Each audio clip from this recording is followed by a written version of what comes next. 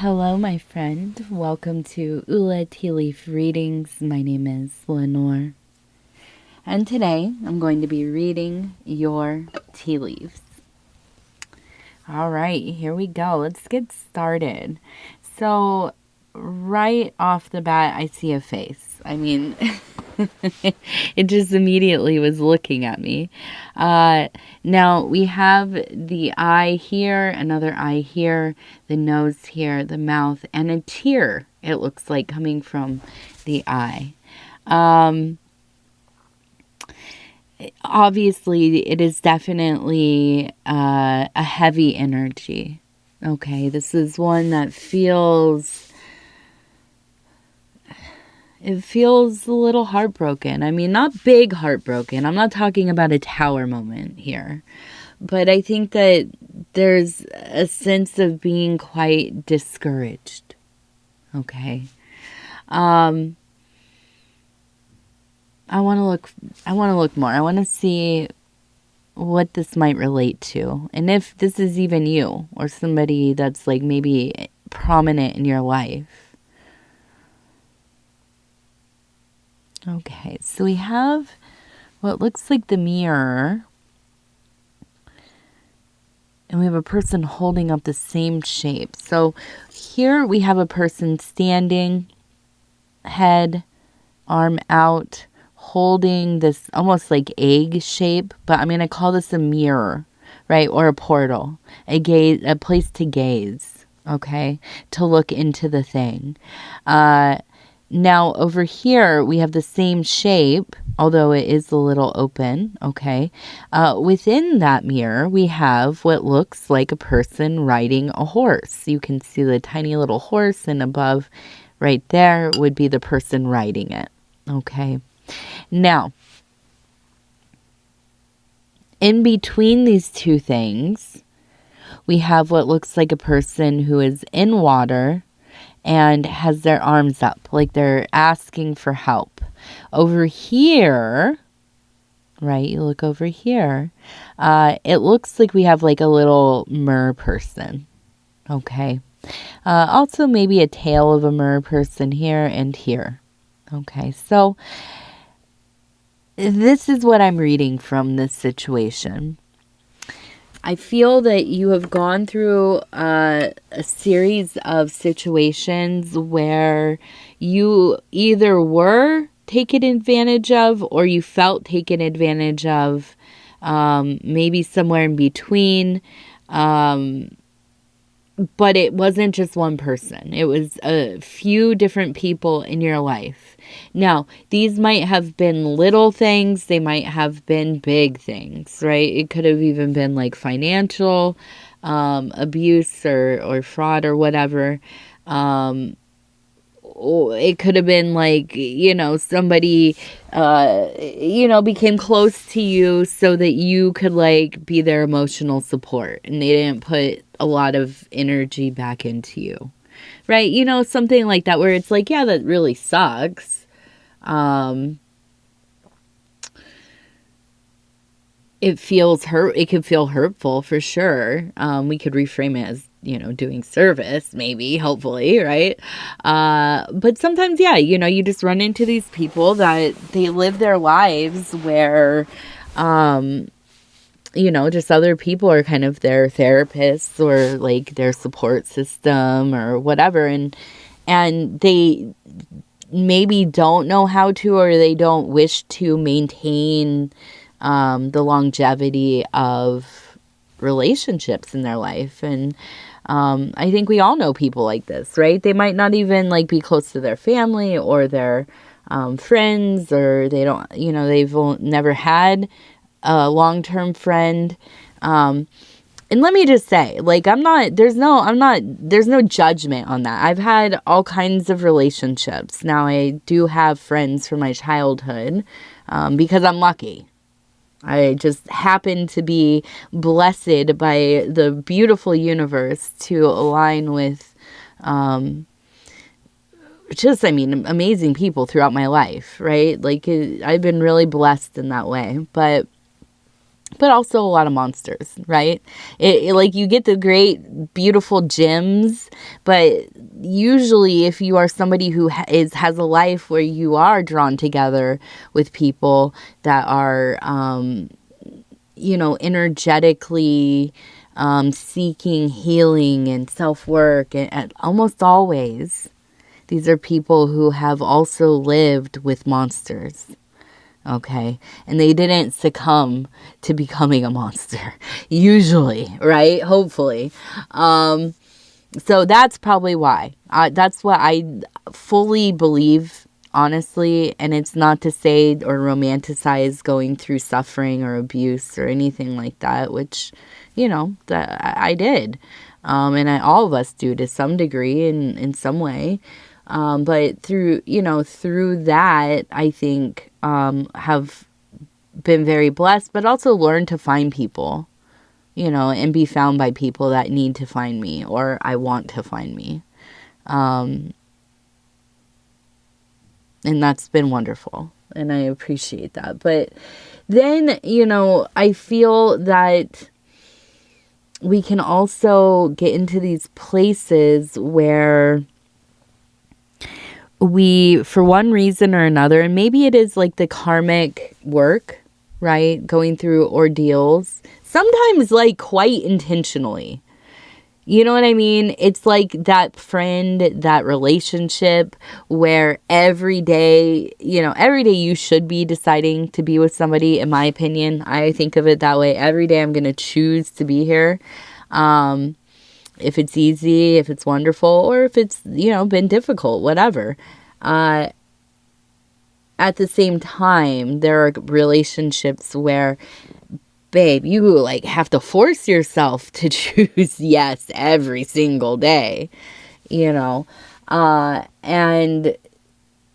then you get to a place where and this is where these mirrors really kind of link in together, this place of self-examination, because really you start to realize, like, you're living in a landscape. Ooh, I'm shaking the whole table there. A landscape that is shaking. No.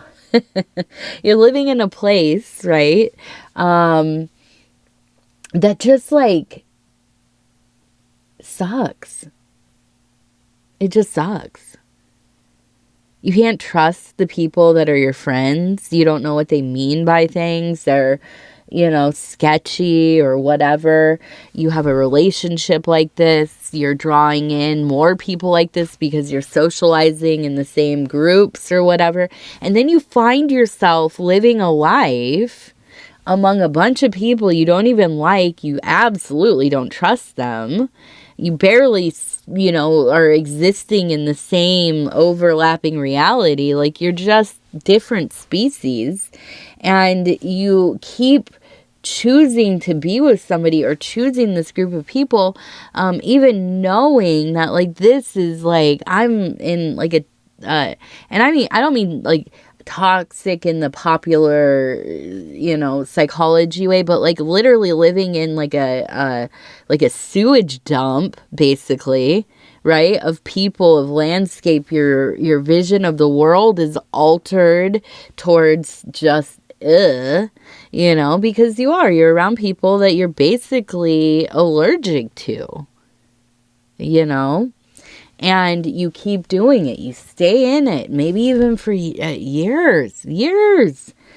And, everybody around you could say you're misaligned. It doesn't seem like you're happy. This doesn't, and you keep choosing, you keep staying. And there are a lot of complex reasons why, of course, right? It is very nuanced to each situation. So I don't want to generalize any kind of behavior or dynamic or, and just kind of like dismiss it as this is a spiritual problem, because sometimes it's way, way darker than that or way different than that. But I feel like often we do this because we are working through ordeals. I mean, these are the theaters. Our relationships are theaters within our world theater, or the life that we live, where we play out aspects of self and dynamics and tragedies and comedies and all of these archetypal things, these abstracts coming together within our lives, and we live through them.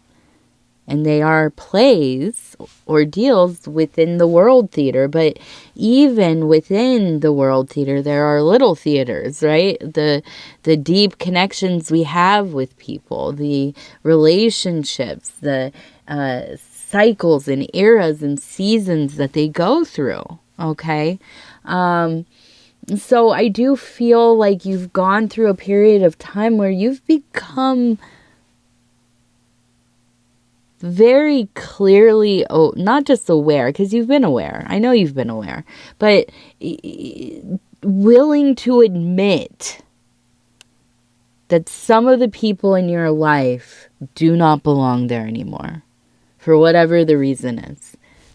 Probably fairly predatory, probably fairly selfish, narcissistic, whatever, okay? So I see you looking at yourself, taking that inventory, looking. Now, mirrored, we have the person on the horse, right? So this is kind of like a foreshadowing of what is to come. And that is getting up out of there. Getting on out of there. Yes.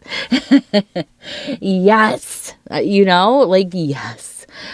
So I see you, unfortunately, but also, yes, come on, babe, like, round of applause, like, letting go of some people. Letting go. Honoring your peace, your strength, your ability to have space in your life to build new things, to do new things, to see the world, to be brave. I mean, it's brave.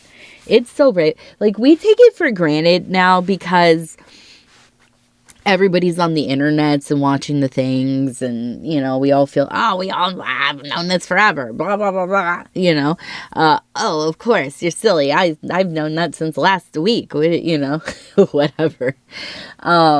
Whatever trending topic and, the self-help or whatever it is, the occult, the spiritual, whatever's trending, and, everybody's outwitting one another. But I feel like there's just a real sense of this very earthy, it's time. It's time. It's time.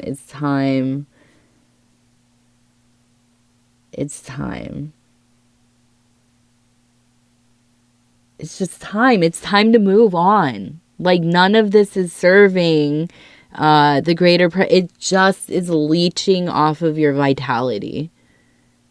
And I think...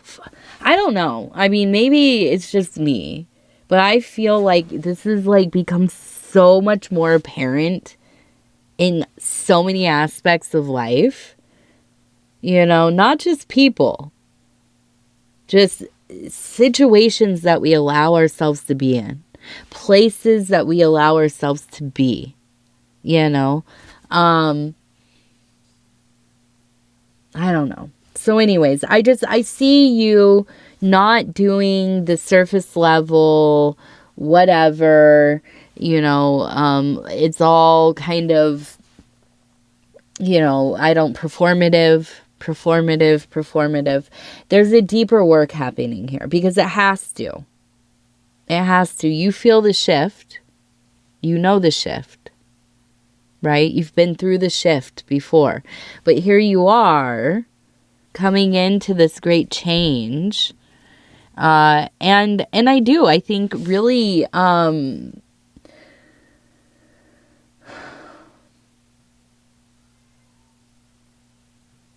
I feel like finding like a really, such a deeper sense of self-worth. I keep getting stuck on, I was in like a direction and I totally diverged from it. I can hear the cat, he's playing with his, we have these little like spring things. He likes to throw them down the stairs and then run up and down the stairs with them. He's 18, by the way. He's very, very handsome as well. I know he's old and handsome and spry. But I could hear, I was like thinking about, is he gonna stop soon? And then I diverged from what I was saying. I don't even remember what I was saying about TikTok. Whatever. I don't know. Anyways, here we are. I feel like there's just a rawness to it all. There's a bravery. There's a great bravery here. It might not feel like it. In fact, usually when we wake up in our lives and we start to realize like, yo, I've been hanging out with like just straight busters. Like, I've allowed these people to like be in my life, and I've, broke bread with them, and for whatever reasons, like you realize like I don't belong here. These are not my people, and then it gets maybe deeper than that. You realize they were pretty predatory or whatever it is. You start to really blame yourself. And yes, of course, we need to take accountability. Like, we are choosing the direction that we're going in, right? We choose to stay with people. I know that there are circumstances and there's a lot of psychology behind why we stay when we shouldn't.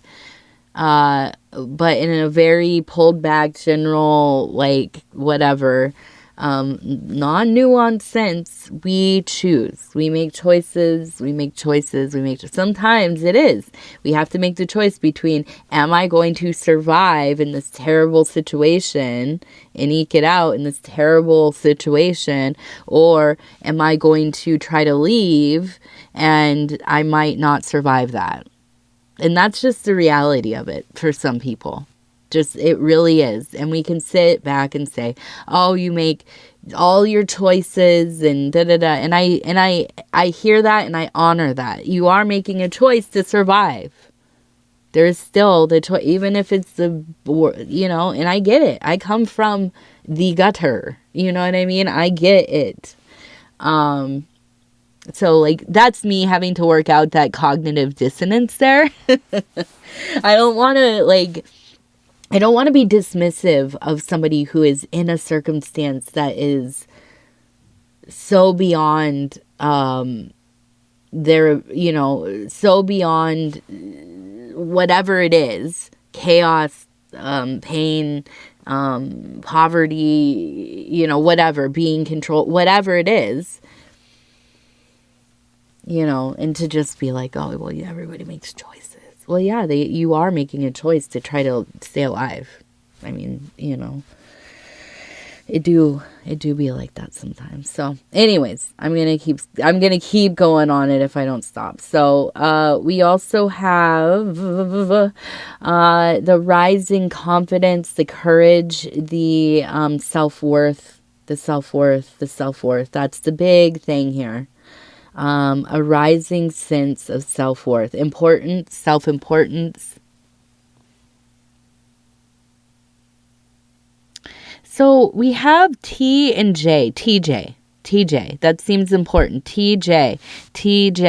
Okay, so maybe somebody named TJ. Maybe this is a place. I know somebody might say Tijuana.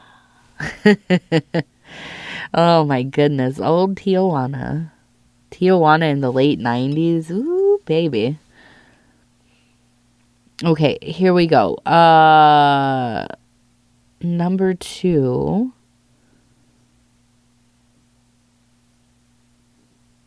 We have that palm tree up on the island. We have a house next to.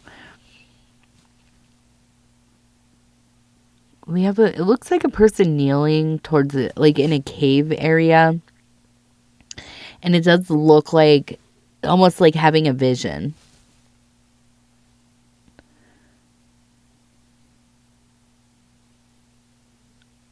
Having to consider. And then we have We have the emperor sitting, the hawk. Behind is a tree. Almost reminds me burning bush, which is Shekinah, the presence of God. It is actually feminine, I believe, right? Yeah, feminine. So more along the lines of like Sophia consciousness, but it is prophetic, right? It is revelation there.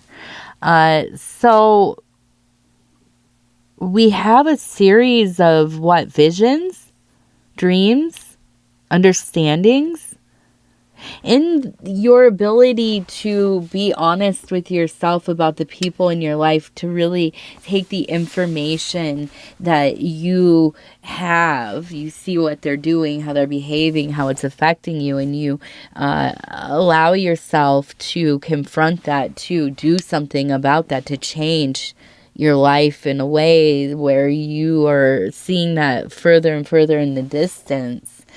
I think it opens up room. And also, here's the deal.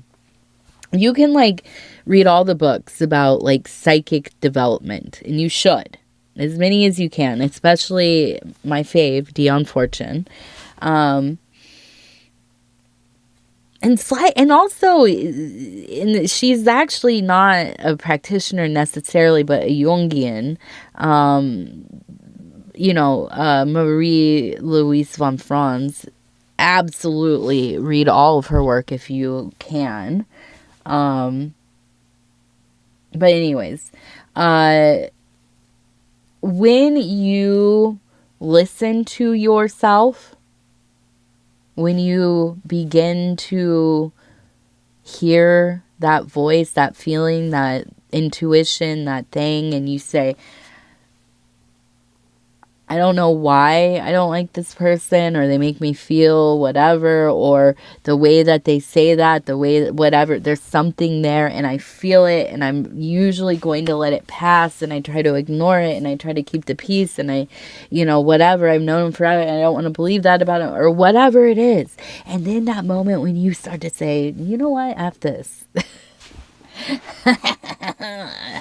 We are not putting up with that anymore. You know what I mean? What did that mean, fool? And you start to listen. You start to say, well, you know what? That's my people, or they were, or so I thought. But you're really showing me, you're making me see, feel. Full embody experience, whatever that weird, goofy, whatever you have going on. And I'm not going to immerse myself in that anymore. I will not be involved in this anymore. I will not be involved in you anymore. Right? And we let ourselves hear that, feel that, do that, get into action.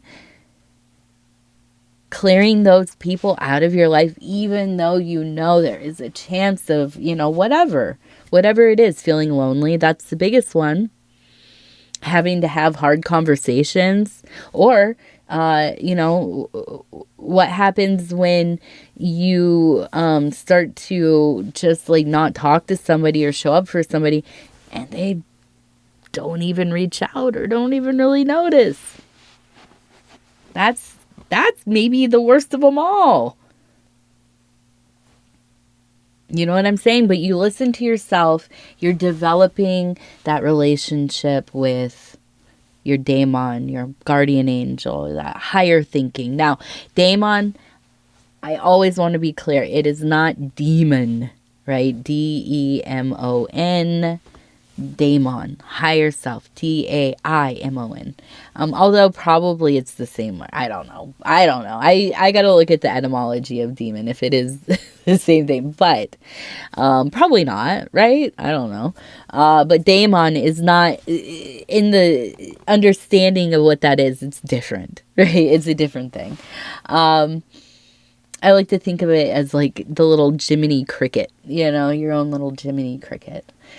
What a dark movie, bro. Have you watched have you gone back and watched Pinocchio lately, like the cartoon?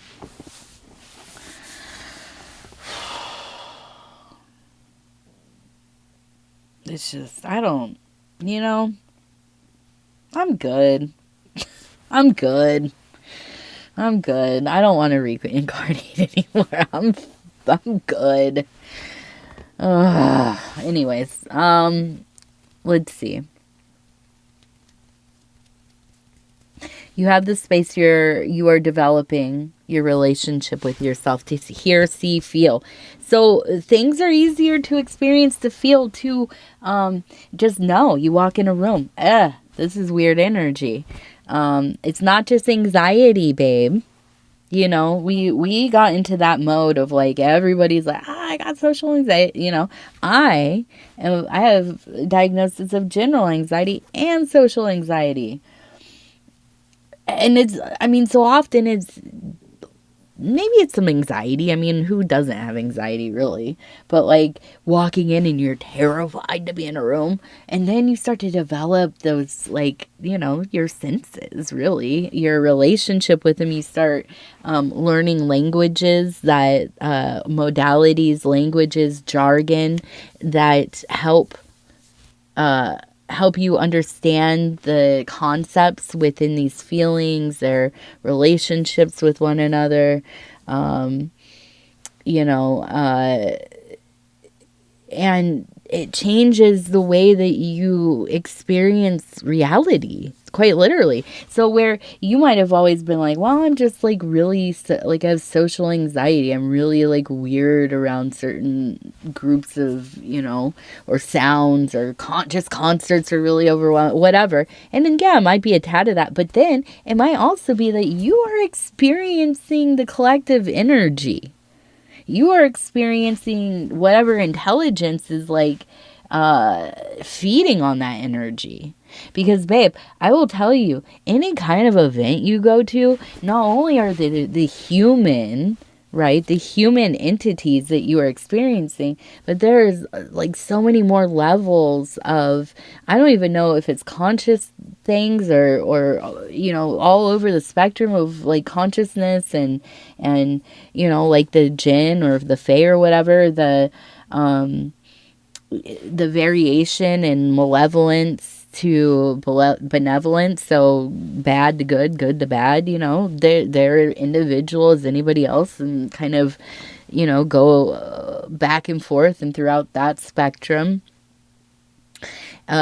Trickster, all the stuff, right? And you start to realize that, like, when you're walking into a room, it's not always just simply that, like, there's some like homies with good haircuts up in here and now I'm like sweating, you know what I mean? Like, it's not always like, or I'm walking into a room and there's like mad, moms I don't know. I go to a lot of, like parent, activity things that are kid centric. And so I'm around like parents constantly, and I wouldn't be there unless I had a kid, obviously, but like, sometimes it's even hard to just want to be there at all, right? I'm not a super social person, and I realize a lot of it is because I get into rooms with people, I get into conversations with people, I internalize so much of that emotion, that energy, and it's overwhelming. And sometimes I can't always tell if I am feeling something or if I'm feeling something somebody else is feeling. And, especially things like anger, when that becomes palpable, it takes a lot to stay in a more neutral space, right? I'm very repelled by those heightened emotions and stuff in public spaces. But, I think that for you, you're learning yourself on a level that maybe you didn't consider was even accessible to you. And I think that's the big thing, is like often we think like, oh, they can do it. That doesn't, I'll never be able to do that. Everybody is psychic, bro. It's mostly pattern recognition. I mean, let's be real, you know? Especially if you are somebody, and I don't know this to be scientifically true, and it's all, I'm not a professional in any way, and I can't diagnose you, I can't tell you what to do.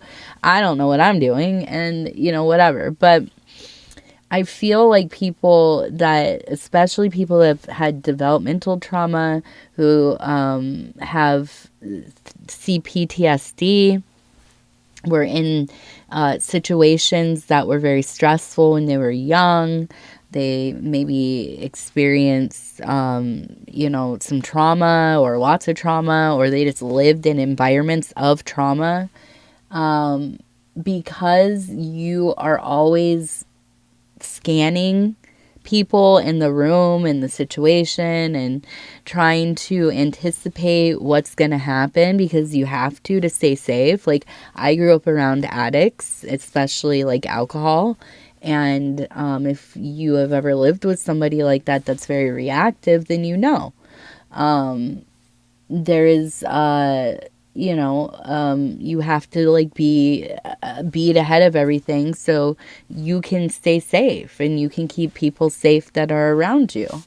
And when that's how your nervous system is built and your neural pathways are built, it's not like PTSD where you come from kind of a more normal structure, and then, you know, something happens and you're having these, you have a reaction to the trauma that you experienced, right? And so then you become hypervigilant or whatever. And that's very serious. I mean, that's not to be dismissive, but CPTSD is a different thing. It's like you don't grow up, or you're not built with like a regular nervous system or, coping mechanisms and things. It's intensified because you come from, it's like growing up in a war zone, basically, and there's no proof that this makes you more psychic or anything like that, but I believe it 100%. Because you learn the mechanisms that help promote the ability to access that information, that psychic information, right? These mechanisms are built and highly tuned because you're living in a state of hypervigilance or metacognition for so long, and you're developing pattern recognition to the hyper supreme, whatever. And this is why a lot of times if you get to know somebody who is very clairvoyant, psychically inclined, does things, mediumships, divination, whatever, even very creative people, I would say as well. And now it's not limited to just people with trauma. I just wanted to state that clearly. But this is kind of a theme that you will find, especially, and this is because mostly, I'm a solitary practitioner, but, for the most part, I've only been involved, with talking deeply and openly with other female or women or whatever practitioner, people who have lived at least the majority of their life as a woman, right? And so, I don't know.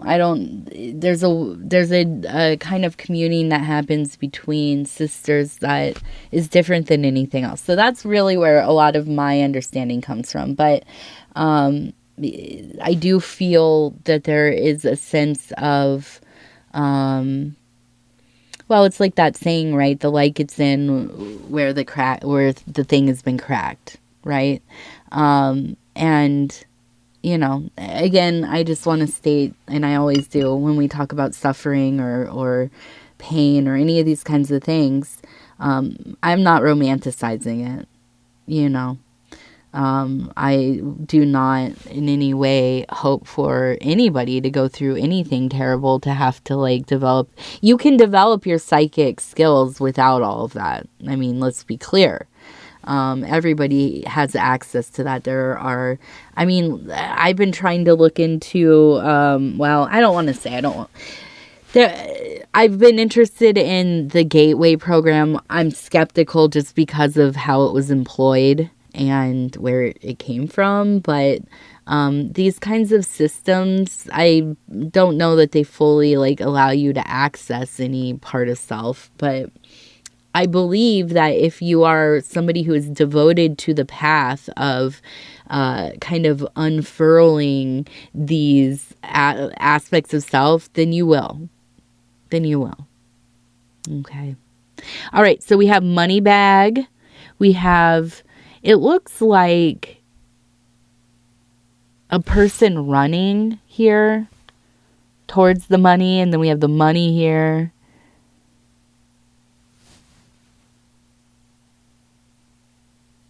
And music and laughing, and it feels happy, honestly. It feels lighthearted. We also have love. We have a sailboat. I feel like, and this person immediately made me think of somebody gardening. Like they're watering, they have a water vessel here. They have a plant, little sprout in their hand. They have some kind of rose coming up over here. So I feel like, there's just a sense of really finding security. Also number 630, so 630. A sense of finding like stability in your own abilities to make money, probably resources, but also to be able to kind of live a life that feels like maybe it's a little more analog. Maybe, you've been working in offices on computers for many years, and now you've found a way to kind of like, maybe semi-retire or something, and you're also working like a part-time job. You're doing stuff with your hands. You're in the dirt, something like that, right? And you're able to really like access this other part of your being, that maybe you forgot about. Maybe you've never been there before, but it feels like a renaissance for you. That's where we're going. That's exactly the direction I see you kind of facing at this moment. Ooh, that was loud. Okay, 55. 38. One more, my love. One more. 88. Wait, what was the last one? I don't know. Was it 88? No, it wasn't. Funny, though, because that's so wild. I was just literally thinking about 88 last night, right before I went to bed. How funny. All right. Anyways. And I forgot about it. I totally forgot about it. I was like so spent by the time I was getting to sleep last night. I think I literally I didn't even plug my phone in or anything. I just like passed out. Like I don't even sleep on my stomach really, but face just, yeah. And then I woke up right before it was time to get up. I was just out. So anyways, I forgot. Now I just remembered. That's awesome. Thank you, universe. I love you. Should we pull one card for you? I want to pull one card for you. This one just stayed. Look at that. 4 of discs. We'll pull one more because that one just was like, you have to look at me. And that's my favorite card in tarot. Yeah, there we go. Princess of Discs. So we have earth on earth, right? The fortified foundation, the home base, the place where we go to recharge. And then we have this beautiful, lovely, vivacious, full of life, literally pregnant with life,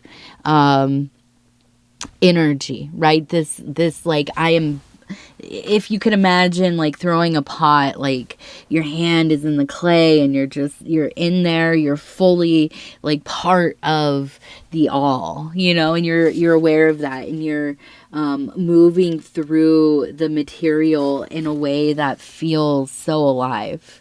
And yeah, I think that's it. That's where we're at energetically. And I love it. And I love it. I'm going to take some of that for myself. I'm going to do it. All right, let's see. I'm going to say, I love you. Thank you for being here. It is always such a wondrous experience. And, yeah, I don't know. I love you so much. I want everybody to be happy, happy, happy. At least at ease.